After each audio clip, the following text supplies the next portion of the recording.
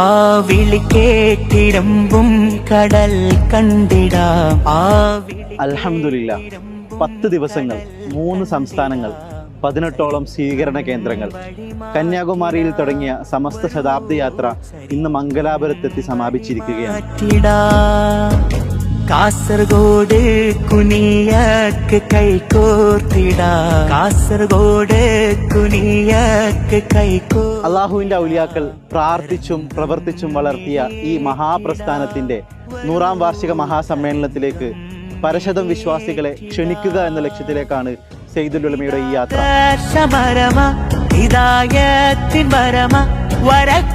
ഈ യാത്ര വലിയൊരു പാഠപുസ്തകമാണ്. സയ്യിദുൽ ഉലമയുടെ ഗഹനമായ പ്രഭാഷണങ്ങൾ, മഹാസമ്മേളനങ്ങളെ ഓർമ്മിപ്പിക്കും വിധമുള്ള സ്വീകരണ സമ്മേളനങ്ങൾ, സമസ്തയാണ് ഞങ്ങൾക്ക് ഏറ്റവും വലുത് എന്ന് പ്രഖ്യാപിച്ച ജനസാഗരങ്ങൾ. സയ്യിദുൽ ഉലമ നാം ഏവരെയും ക്ഷണിച്ചിട്ടുണ്ട് 100ാം വാർഷിക മഹാവേദിയിലേക്ക്. നമുക്ക് കാത്തിരിക്കാം ആ സുദിനത്തിലേക്ക്. കൊടുക്കും കരീമിന്റെ വിധികൾ സമസ്ത